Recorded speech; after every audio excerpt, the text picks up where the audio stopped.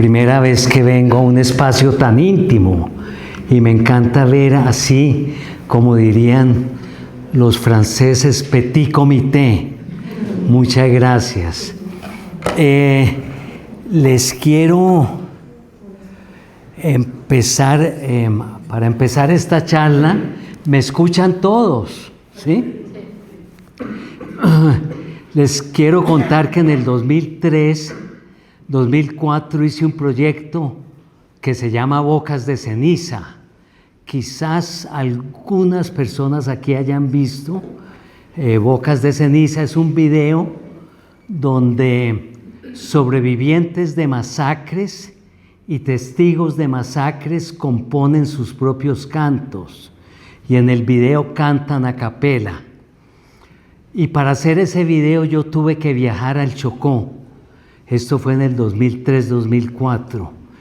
Y cuando yo volví y luego de hacer ese video, yo entendí que ya no quería volver a hacer obras desde mi estudio. Quise romper las 4 paredes de mi estudio y entendí que para aprender de la guerra, de nuestro conflicto, de raíces tan profundas en el tiempo, que había que ir a los lugares, a territorios, para escuchar a la gente que ha vivido en carne propia la tragedia. Escuchar y aprender de ellos. Entonces ese video fue un antes y un después. Y ahora que estoy aquí en la casa de la Quinta de Bolívar, les quiero contar de un proyecto que hice en el 99, que fue de los primeros proyectos que hice, que es un video de la bandeja de Bolívar. Y la bandeja de Bolívar acabo de ver en el comedor de Bolívar aquí, y cuando la independencia, Bolívar tiene una vajilla que dice República de Colombia para siempre. Y mi hermano consiguió la bandeja en un anticuario hace muchos años en Bogotá, me la dio de regalo y después del proceso 8000 de Ernesto Samper, yo dije, el narcotráfico penetró las instituciones de nuestro país. Entonces es un video de 4 o 5 minutos donde muestro una réplica de la bandeja de Bolívar que dice República de Colombia para siempre. Y se va triturando, demoliendo, triturando, hasta que el final de ese video es un montículo de polvo blanco. Entonces, no traje ese video, pero lo he debido estrenar aquí en la Quinta de Bolívar. Hoy les quiero hablar de Requiem NN. Requiem NN fue un proyecto, siempre he dicho que yo no soy un artista solitario, trabajo con un equipo de gente, trabajo con Fernando Grisales, quien está apagando las luces. Fernando trabaja conmigo hace 20 años, también trabajo con Juan Carlos Rondón, quien está grabando la conversación, con Gabriel Osa, que hemos hecho unos videos juntos, con Emanuel Márquez, que me ayuda con mis diarios de viaje. Y quería contarles de este proyecto. En el 2006, Requiem NN, ¿no? El Requiem es una composición coral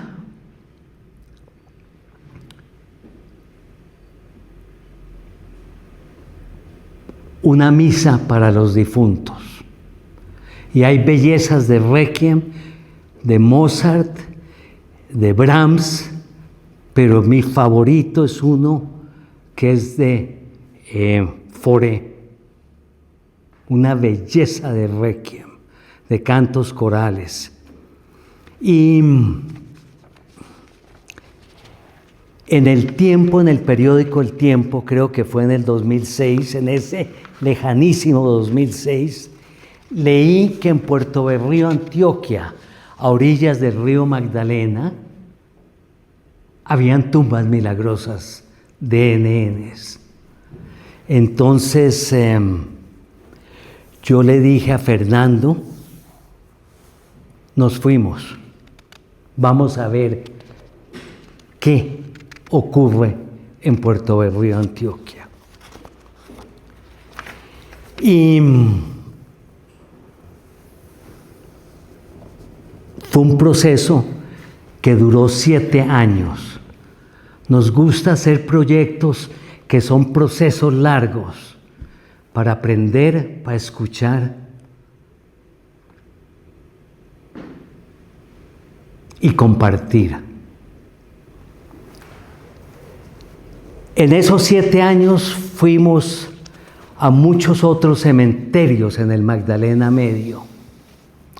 Y les quiero mostrar, antes de entrar en Puerto Berrío, les quisiera mostrar algo de Puerto Boyacá.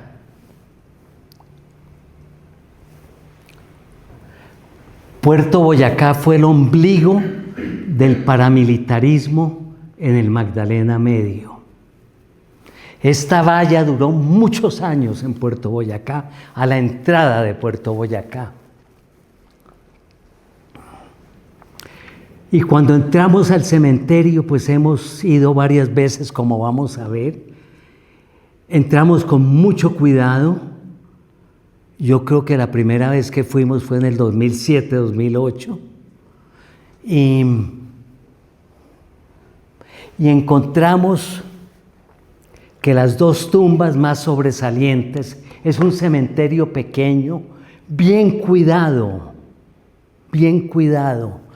Y las 2 tumbas sobresalientes son de un par de paramilitares. Henry Pérez, el que tiene la bandera de Colombia y la bandera de Boyacá, y al lado la tumba, el mausoleo de Pablo Emilio Guarín, jefes paramilitares. Aquí vemos, perdonen la anterior, aquí vemos que Henry Pérez es un héroe de la patria, ¿no? Con esas banderas. Luego, esto fue años después, le quitaron ya las banderas, pero al lado la tumba de Pablo Emilio Guarín. Y tiene un epitafio inolvidable. Si a la vera del camino hallaran mi cadáver, no lo recojan, dejen que los buitres de las FARC se lo devoren. Si a la vera del camino hallaran mi cadáver, no lo recojan, dejen que los buitres de las FARC se lo devoren. Imagínese uno arroparse en la muerte con ese epitafio, con esas palabras, donde él mismo muestra un desprecio hacia su propio cuerpo. Dejen que los buitres de las FARC se devoren mi cadáver, ¿no? En Puerto Berrío sucedió todo lo contrario. Esos cuerpos que venían por el río o esas partes del cuerpo fueron reconocidas como la de los seres humanos, como de seres humanos.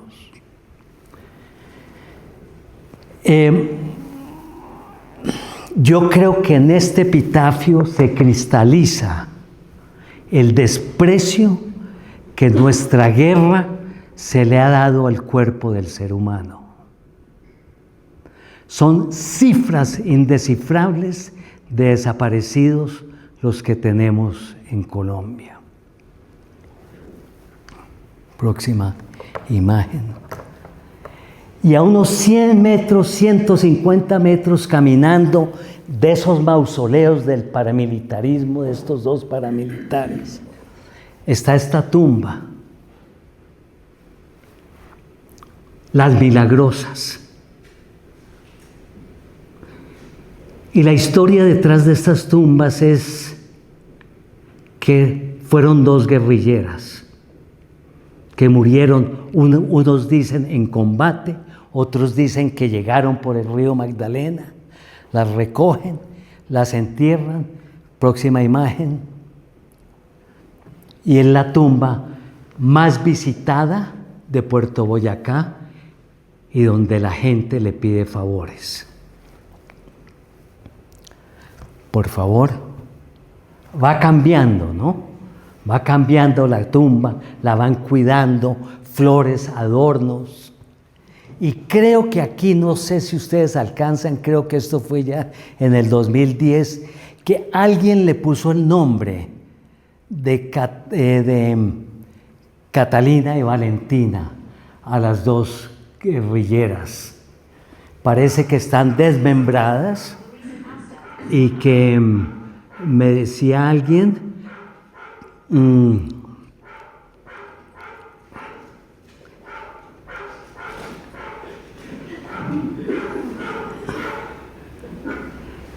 me decía alguien que una de ellas estaba esperando un hijo. Sigamos. Y en una parte alta de este cementerio, un mausoleo olvidado, como ustedes lo ven, con NNs. Y en ese mausoleo, tumbas con esto, restos peligrosos, varios restos peligrosos, digamos, Fernando. Otra, restos peligrosos, peligro. Y claro, recoger un cuerpo del río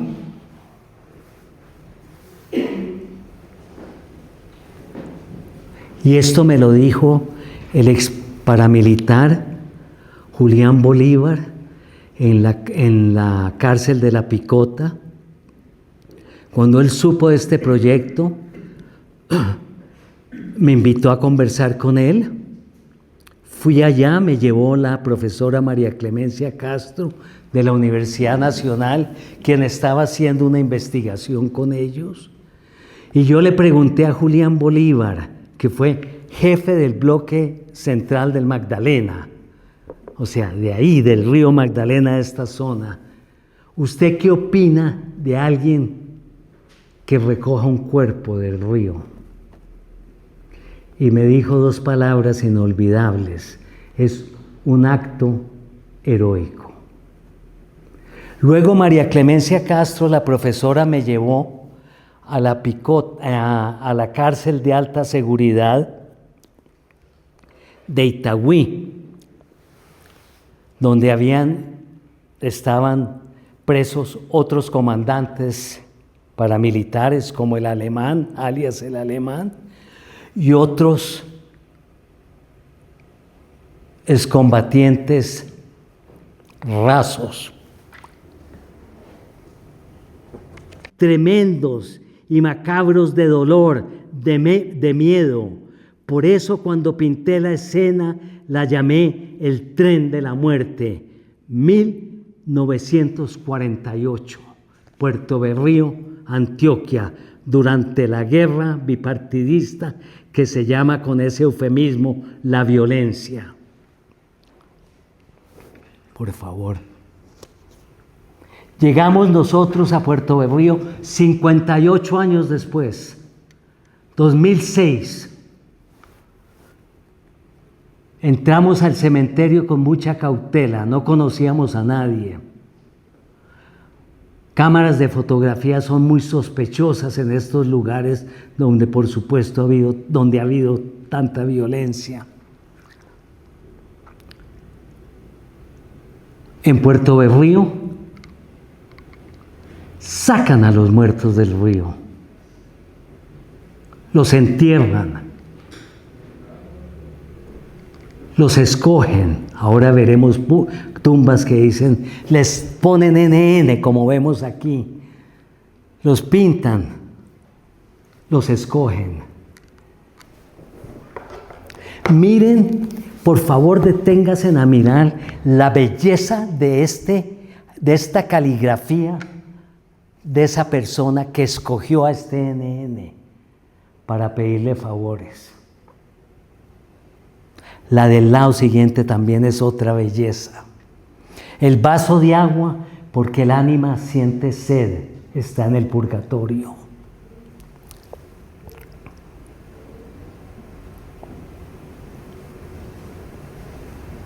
Y esta fue la foto que trajimos de ese primer viaje. Gracias NN Jorge Luis por los favores recibidos.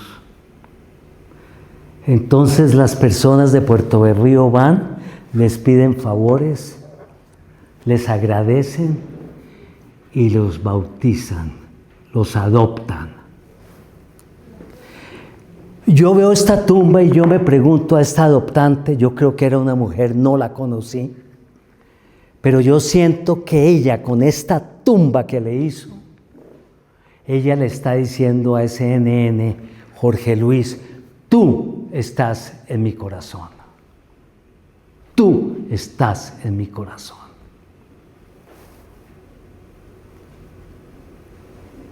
Apellidos, también con apellidos. Y en el proceso de esos 7 años, hay personas que nos decían, es que les puse mi apellido, como vamos a ver enseguida.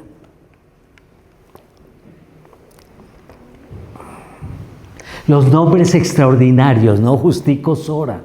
Yo pensaba en García Márquez, en el realismo maravilloso, y decía, son nombres como que salieran de esas historias de García Márquez. Y García Márquez tiene un cuento muy bello que se llama El ahogado más hermoso del mundo. Y en ese cuento llega un cuerpo en el mar, a orillas, creo que es de un caserío, de una aldea, de un caserío en La Guajira. Lo sacan del mar y las mujeres lo limpian el cuerpo, le hacen un velorio y lo bautizan. Creo que es Sebastián el nombre o Esteban, no recuerdo bien. Es una belleza de cuento. Y yo pensaba, claro, en García Márquez es el realismo maravilloso. En Puerto Berrío es nuestro realismo trágico.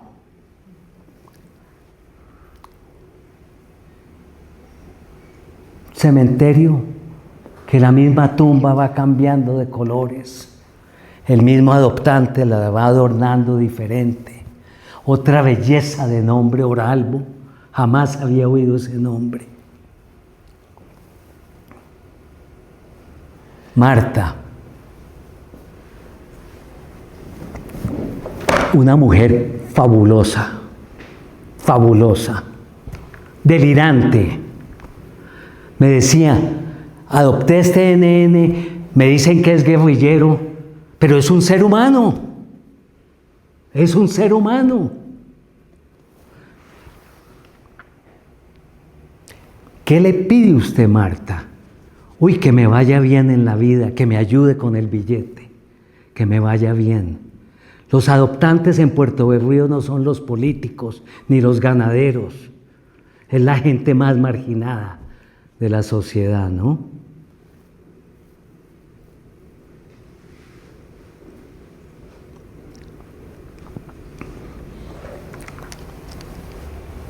Les quiero leer algo de un diario.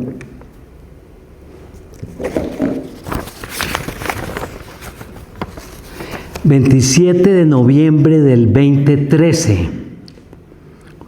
Hoy tuve una revelación en el Museo de Antropología de la Ciudad de México. Vi por primera vez la réplica de una tumba de un neandertal, una tumba encontrada en Irak de 50.000 años.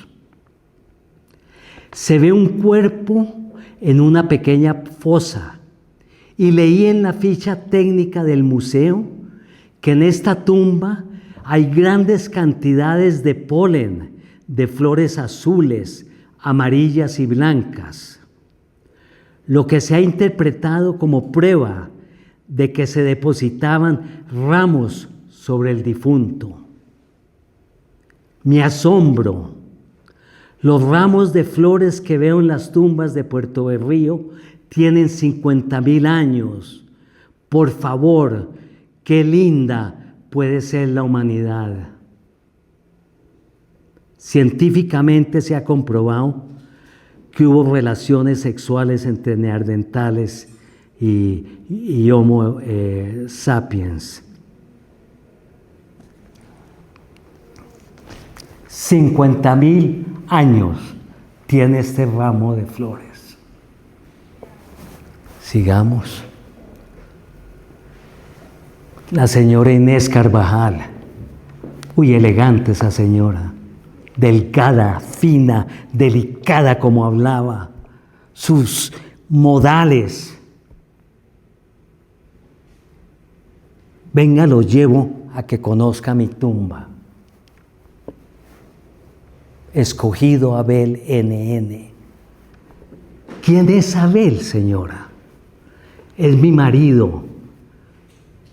A mi marido me lo desaparecieron hace 20 años. ¿Y por qué le puso ese nombre? ¿Qué le pide a Abel? Que quizás en otro cementerio, en algún otro lugar de Colombia, alguien me haya enterrado a mi marido.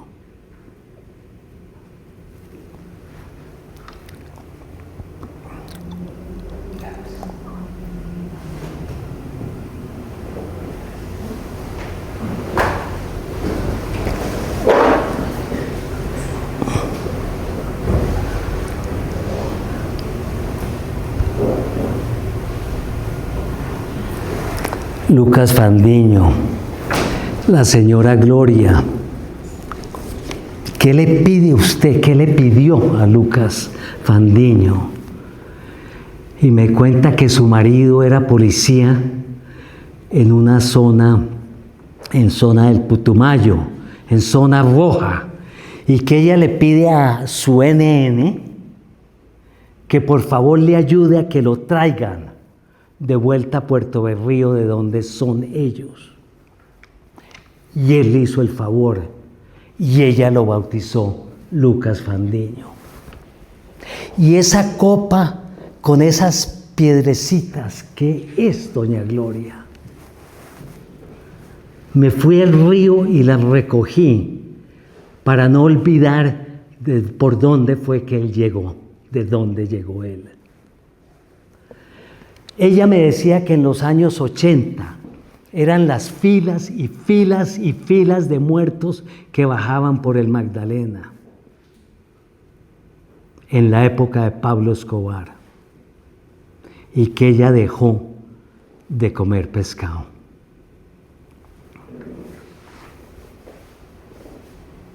Divina doña Dioselina, había sufrido una trombosis, una señora mayor. Llegaba con su nieta y su bastón, siempre la veíamos en el cementerio, siempre. ¿Qué le pide usted a su NN? Que me dé salud, que me ayude con mi salud. Muchas veces con Fernando fuimos a tomar tinto a su casa, una casa muy humilde, una señora pobre, humilde, sin marido, sus hijas sin maridos, sus nietas sin niños.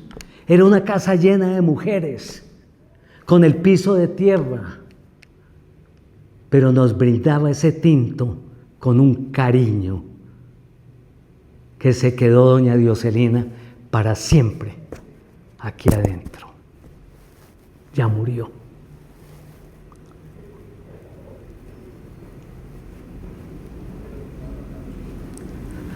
Toño Cadavid, muchacho que nació lleno de problemas físicos y en el cerebro caminaba con mucha dificultad, hablaba y no podía expresarse bien. Era un muchacho, yo creo que Fernando, 25 años, 26 años, cuando lo conocimos en el cementerio, y para él era muy difícil encontrar un trabajo en Puerto Berrío. ¿Y usted qué le pide a su NN? Porque el primero que él adoptó era Edelma Cadavid Mosca. ¿Qué le pide usted a su NN? Y le dijo, nos dijo, a mi NN le pedí que me ayudara con el número de un chance. Me lo dio. Y después de eso adoptó a 2 NNs más. Y a todos les puso nombre de mujer, Edelma, Nena, Sonia, y su apellido, Cadavid. O sea, ellas son sus hermanas.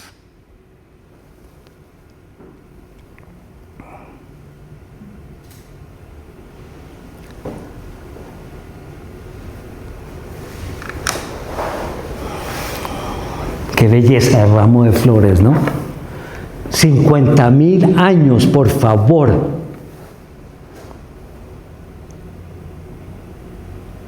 ¿Qué le pide usted a Víctor, señora?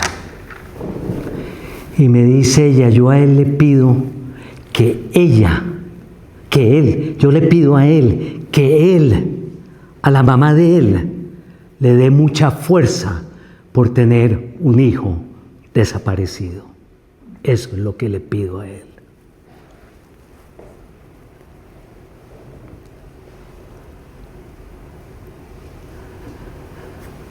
John Jairo lo adoptó Nuri, se llama ella, es la protagonista del documental Requiem NN en YouTube. Una niña de 13 años desaparecida, un hijo de 18 años desaparecido. La conocimos en el 2006, 2007, 2025. Ayer la llamo, ella me escribe todos los días. Ayer la llamo y le pregunto, ¿qué hay de sus hijos? Nada, don Juan. Nada, don Juan. Su hijo se llama John Jairo. Ella se llama Sosa Bustamante. Le pone a esta tumba John Jairo y las iniciales porque sabe que ese no es su hijo. ¿Qué le pide usted a él? Que si han encontrado a mi hijo, que me lo hayan enterrado.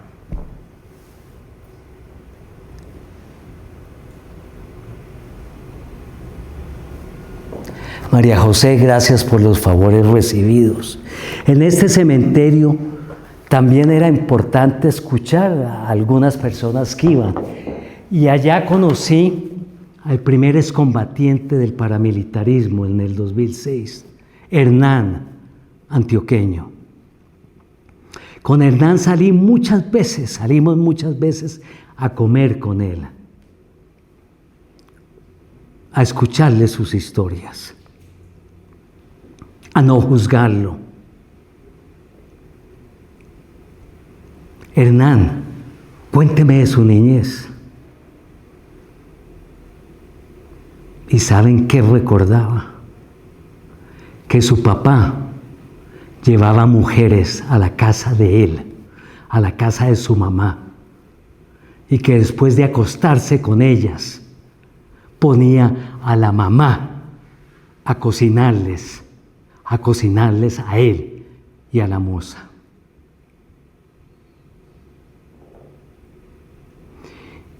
Y luego me dice, y tuve un hermano que lo mataron, era homosexual, me alegro que lo hayan matado.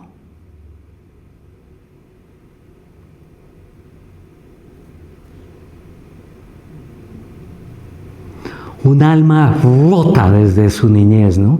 Rota, deshecho.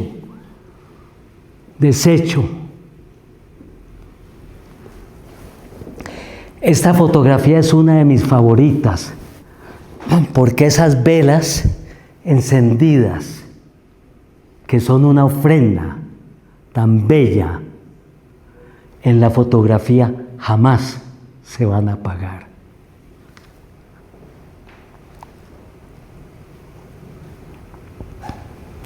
Habían algunos adoptantes que les ponían llave.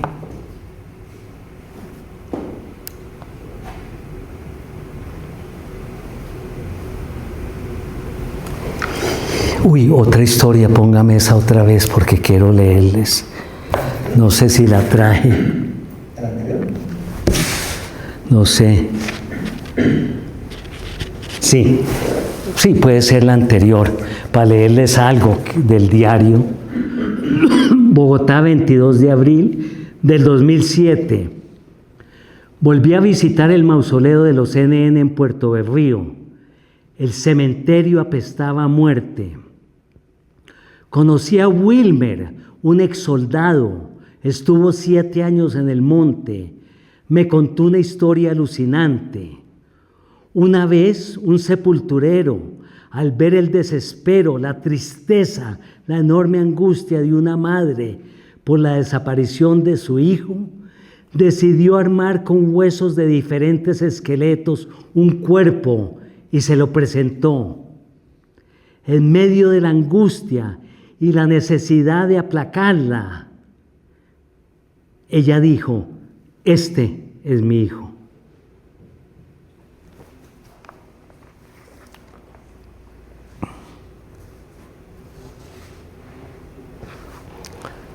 Dos adoptantes diferentes, Yair y María Dilia, adoptan a un NN.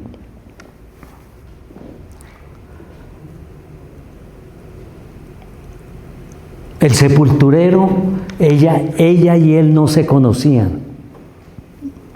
El sepulturero en un momento les dice a cada uno: tengo que sacar el cuerpo, necesito la tumba, lo voy a llevar a la fosa común, el cuerpo. Y él hace que Yair y María Dilia se conozcan. Y ambos deciden que la van a llevar a un osario, que le van a comprar un osario entre los dos para enterrarla allí. Se entierro, Yair cuenta que fueron como 19 personas, muchos de sus familiares. Ella cuenta lo mismo. Y Yair cuenta que ella estaba despedazada, que debió sufrir mucho en su muerte. Y en el osario, en el osario compartido, él le pone el nombre de Gloria, ella de María de los Ángeles. Él le pone su apellido Urrego y ella le pone su apellido Mena. Ella, Gloria María de los Ángeles Urrego Mena, es la hija de ellos. Es la hija de ellos.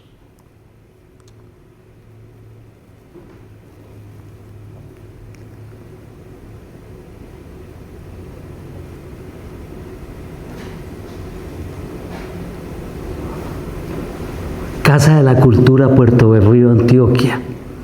Nos invitaron en 2011 a mostrar las tumbas allá, las fotos.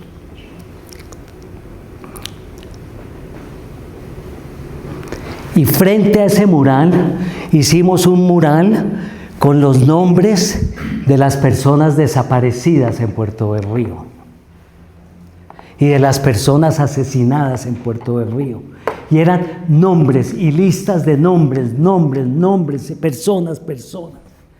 Y ahí entendí que el ritual nacía de una población que ha sido herida durante años y más años y continúa siendo herida.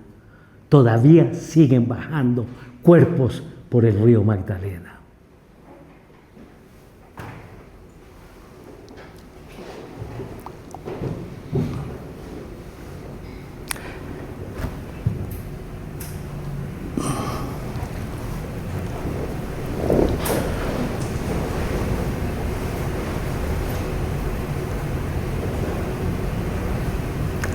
No.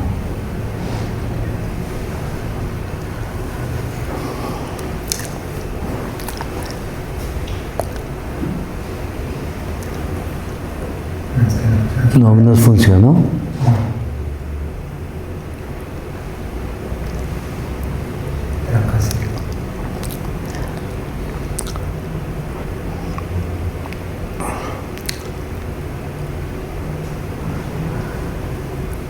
Hace algunos años la JEP, unos 4 años yo creo, la JEP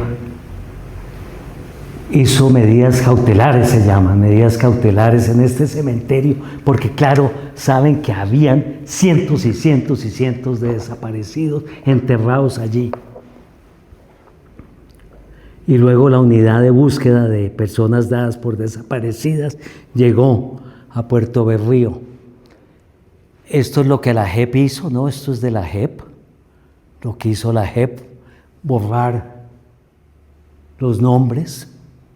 El ritual ya no existe, se prohibió tocar esas tumbas. A ver, Fernando. No está funcionando ahí. No funciona. No, tranquilo. Y en fin, la JEP llegó y se acabó el ritual y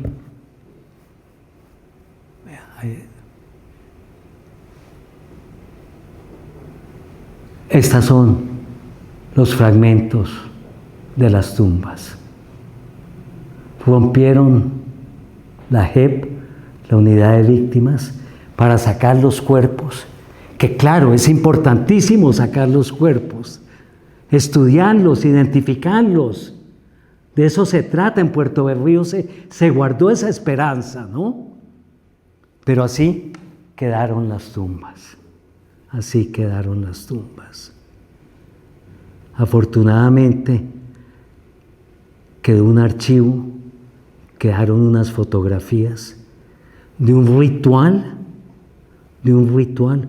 único en Colombia, y creo que, como me dijo Gonzalo Sánchez, el profesor Gonzalo Sánchez, me dijo, creo que es único en el mundo.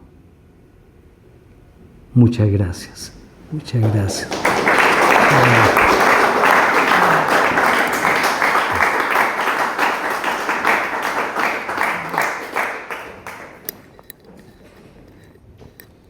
Maestro, muchísimas gracias. Damos un espacio de diálogo, de conversación con el maestro, que exploran las inquietudes. Este es el momento donde damos el espacio.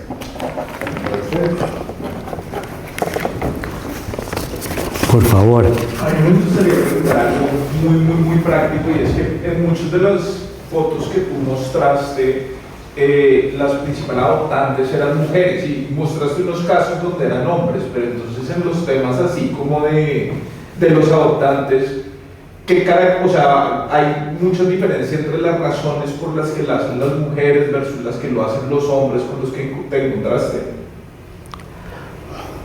Pues yo conocí más mujeres que adoptaban que hombres. Eso sí lo conocí.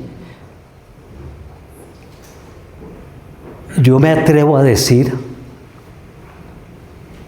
que hay más dolor en la mujer. Hay más dolor en la mujer en Colombia. Me atrevo a decir eso.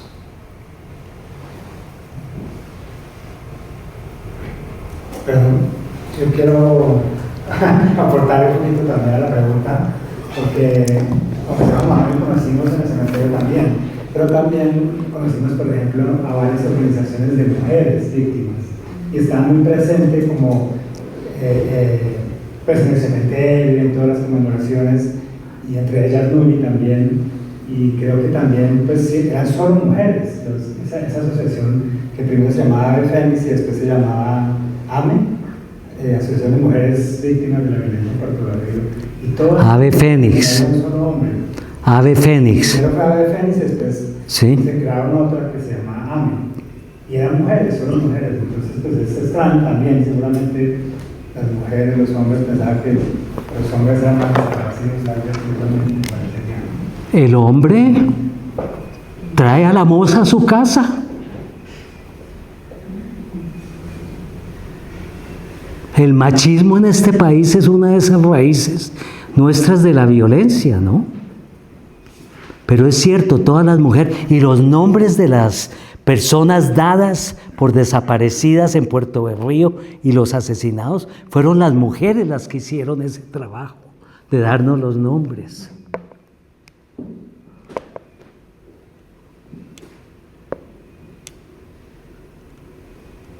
¿Alguna otra pregunta? Yo quería hacer un comentario con respecto a eso. Hay datos de que el 80%, más o menos el 80% de los desaparecidos en Colombia son hombres. Por lo tanto, el 80% de las personas buscadoras son mujeres, porque estas mujeres han perdido a sus esposos, a sus hermanos, a sus hijos. Entonces, el mayor porcentaje de personas buscadoras son mujeres por esa razón, porque la mayoría de los desaparecidos son hombres y son ellas las que quedan con la misión de buscar. No quiere decir que no haya abuelos, hermanos, Claro. que son también personas con gente desaparecida, pero las que toman las riendas de la búsqueda son casi siempre las mujeres por esa Claro, razón. como en los falsos positivos también, ¿no? O como fue en la desaparición en Argentina, las mujeres de la Plaza de Mayo, ¿no? ¿Cierto? Sí, hay algo, sí. Sí, qué bien, qué increíble eso, ¿no? Qué cosa tan impresionante. Pero sigue la violencia, los ciclos de violencia. Siguen. No paramos, ¿no? No paramos. Quería preguntarte, digamos, de Requiem en relación con tus otras obras. Digamos que acá el énfasis son los desaparecidos, en silencio las escuelas, en la guerra que no hemos visto, los paramilitares. Esta obra, ¿qué significa para ti como experiencia en relación con las otras? Para mí esta es una obra que muestra la belleza que puede haber en los fondos del ser humano. Porque sacar un cuerpo, enterrarlo, ir a hablar con ese muerto sin conocerlo, cuidarlo, bautizarlo, ese reconocimiento que ese cuerpo no es basura, sino que es el de un ser humano.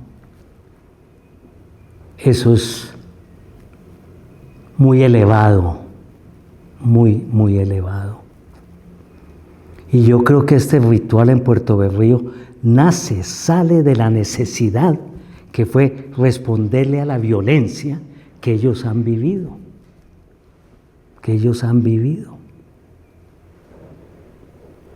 Yo creo que este ritual le dice a los perpetradores de la violencia, aquí no permitimos que ustedes los desaparezcan.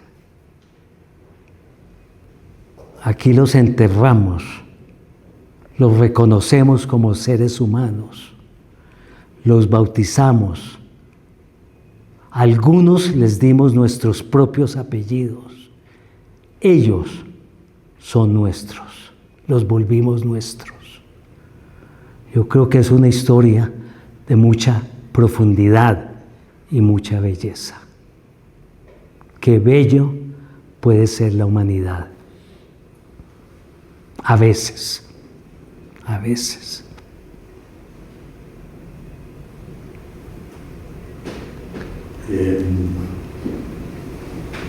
Quisiera saber qué qué reacción o qué actitud tomaban las autoridades llamadas la iglesia, los curas, medicina legal, el mismo sepulturero, o sea, lo que hay alrededor, los dueños del cementerio, digamos. ¿Qué interpretación tenían ellos o cómo fue, qué actitud tomaban en frente a esto? ¿Cómo fue la relación con ellos? Bien, el sepulturero muy abierto, muy abierto. Incluso fuimos varias veces que nos invitó con su señora a almorzar a su casa. Muy abierto, nos contaba muchas historias y en un momento dado, claro, el cura, hubo un cura muy tolerante, me contaba don Ramón el sepulturero, porque permitió que la gente pintara como quisiera, porque un cementerio, entre comillas, supuestamente debe ser blanco, ¿no? Y aquí el cura parece que permitía que la gente hiciera su ritual. Parece que después sí entran otros curas menos tolerantes y quieren que todo sea blanco, ¿no? Pero la gente seguía pintando. El ritual yo creo que duró como hasta el 2015, algo así, 20 o más. Y la gente seguía pintando sus tumbas y lo bello también es que aquí el arte popular y el arte sacro se encuentran, ¿no? Es esa combinación.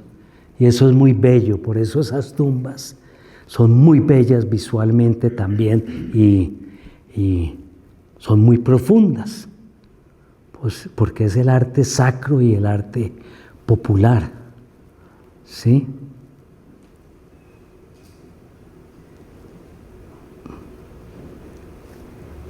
Quería preguntarles si han hablado con las personas que escogen, ¿no?, a estos NN, y si ahora que han tirado abajo el mausoleo, este ritual se ha reconfigurado y quizás, no sé, ha ido para las casas, ¿no?, con ritual, con altares privados, o bueno, si saben algo de eso que ha pasado,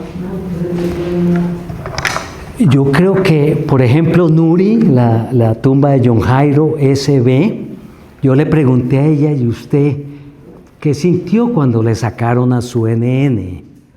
Y ella me dijo que ella se sintió contenta, que porque lo importante era que él volviera a su familia. Ella lo entendió. Yo me imagino que hay otros que es más complicado porque son adopciones de años y años y años, ¿no?, en que se volvió parte de su familia. Entonces, es como una doble victimización, pero como he dicho, el ritual guardó la esperanza de que esos cuerpos puedan ser identificados algún día. Pero esos son procesos muy, muy lentos.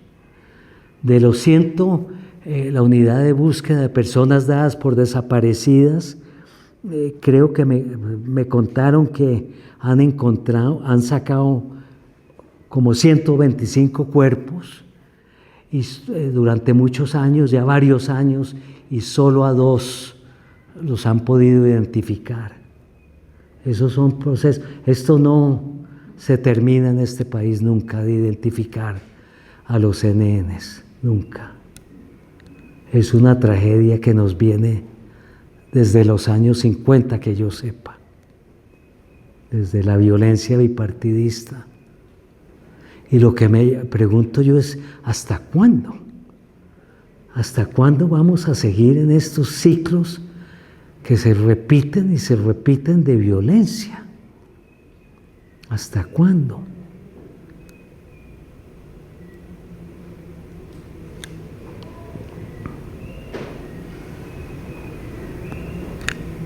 Fernando, ¿qué quiere decir? Fernando entró de cabello negro y ahora lo tiene de blanco. 20 años dándole duro a la vida. Cuente. No, pues sí, también lo que más me impactó fue que solo por todavía se dio ese ritual, porque tenemos a otros cementerios cercanos y en Colombia hay muchos cementerios investigando qué pasaba con los NNs, pero no solo en Puerto Rico toda esa particularidad de crearse ese ritual y que lo crea la misma población, que para mí una pregunta era ¿por qué sucedió solo eso en Puerto Rico? Esa es una pregunta que siempre nos hemos hecho, que a veces tratamos de responder, pero pues es un poco difícil, pero sí hay como pistas también, ¿no? Esto de decorar algo, yo creo que seguramente es como una acumulación de muchos momentos históricos y situaciones. Y claro, ver cómo se crea ese ritual y cómo lo van creando de manera individual y colectiva también, ¿no? Eso fue muy importante. Y pues siempre me acuerdo también la pregunta es ¿qué está pasando ahora? Porque el último viaje que hicimos fue en 2024, donde tomamos la foto del mausoleo ya con los escombros y ya las tumbas pues fueron pintadas, cambiaron las losas y les pusieron otro nombre, la losa gris que vimos ayer. Pero hay que ver qué pasará en estos años, ¿no? También, si lo pudieron volver a adoptar, fueron a rezar otra vez, ¿no? Es una buena pregunta. Y también siento como rescatar el hecho que precisamente esa práctica en Puerto Berrío permitió que estos cuerpos no terminaran en osarios comunes, porque los que no eran adoptados eran literalmente botados en osario que en Puerto Berrío tienen la altura de los mausoleos, es decir, tienen cantidad de lugares de disposición de cuerpos que no eran adoptados. Yo hice parte del equipo de la unidad de búsqueda que intervino en el cementerio en el 2022. Imagínese, cuéntenos. Entonces, por eso digamos, sí, la práctica de la adopción en Puerto Berrío ha sido en parte también criticada, ¿no? Por la opinión pública, como tanta superstición y como esta también manera de entender la fe de una manera muy mercantilista, ¿no? Tú me das, yo te doy, entonces yo te pido el chance y si me gano el chance te pinto la bóveda o no mando a hacer la lápida, etc. Entonces siempre ha sido visto de una manera un poco, ¿no? Con un cierto sesgo. Mientras que precisamente esa práctica ha permitido que después la unidad de búsqueda y la JEP pudieran intervenir y por lo menos, digamos, sacar esos cuerpos, saber que esos cuerpos tienen unas identidades que están trastocadas, que no son las que deberían ser, que no son las que son, y precisamente esa práctica ha permitido que esos cuerpos no terminaran en esos osarios, donde todavía apenas ahora la unidad de búsqueda está pensando cómo poder intervenir en esos lugares. Imagínese. ¿Qué tipo de identificación, de proceso de identificación se puede hacer? Es decir, si identificar el fémur de alguien puede permitir decir que sí, que ese cuerpo, que esa persona que en algún momento fue desaparecida corresponde, sí, apenas a ese fémur. Es muy complejo poder intervenir en un osario y claramente esa práctica permitió que se pudieran recuperar los cuerpos que se recuperaran. Y bueno, sí, el proceso de identificación es muy largo, sobre todo porque en Colombia no existe un banco genético, es decir, y hay muchos familiares que no han denunciado la desaparición de su ser querido, entonces no hay ADN con los cuales poder hacer match. Imagínese, muchas gracias. ¿Y cuántos han identificado en Puerto Berrío? ¿Qué sabe usted ahí de eso? No sé, yo salí de la entidad, estuve vinculada con la entidad 2 años, hasta el momento no sé cuántos han identificado, pero lo que usted dice es muy cierto, es decir, se están recuperando muchos cuerpos, pero los procesos de identificación son muy lentos y muy complejos precisamente por eso, porque por ejemplo, a diferencia de Argentina, en Colombia no hay un banco genético. Claro. Entonces, si el familiar en algún momento no denunció y no se hizo una prueba de ADN, ¿sí? No hay manera de poder decir que ese cuerpo tiene un parentesco con la persona que está denunciando y poder llegar a una identidad. Imagínese. Y también la práctica, este ritual, yo creo que, claro, no permitió que los cuerpos tampoco quedaran en el fondo del río. O que se los comieran los chulos, los gallinazos, ¿no? ¿Cierto? Entonces hubo esa, pero no había pensado en esto. Muchas gracias. No, sí, y es algo que sí, que uno rescata precisamente eso para romper también un poco ese sesgo que siempre hubo hacia Puerto Berrío, hacia esa práctica, ¿no? Claro.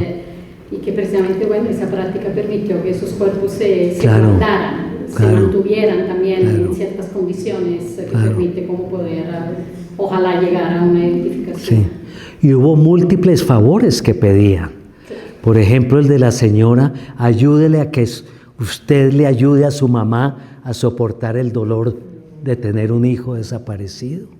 Y muchos de los adoptantes precisamente decían lo que usted decía, es decir, que para él, que digamos hubo todo un proceso en la unidad de búsqueda de acercamiento a las familias que habían adoptado, porque tampoco era como llegar a sacar esos cuerpos y venga, rompa y saquen, sino que hubo mucho diálogo y hacerle entender también precisamente que había unas madres y unos familiares, unas esposas que estaban buscando esos cuerpos en otro lugar. Y muchos de los adoptantes precisamente pues se entregaron diciendo ojalá que encuentre a su familia, ¿sí? Ojalá que se encuentren, que se puedan reencontrar. Sí, qué bien, qué increíble. Muchas gracias, sí. Muchas gracias. Pues queda un archivo fotográfico de más de 400 tumbas, Antonio, y mi sueño es que algún día se puedan mostrar todas esas tumbas y al frente esté la obra de Débora Arango, que haya ese arco en el tiempo, ¿no? Y que se muestre cómo seguramente Puerto Berrío no es la única población que sigue sufriendo la violencia desde la época de la violencia con B larga, ¿no? Entonces, tremendo eso, ¿no? Tremendo.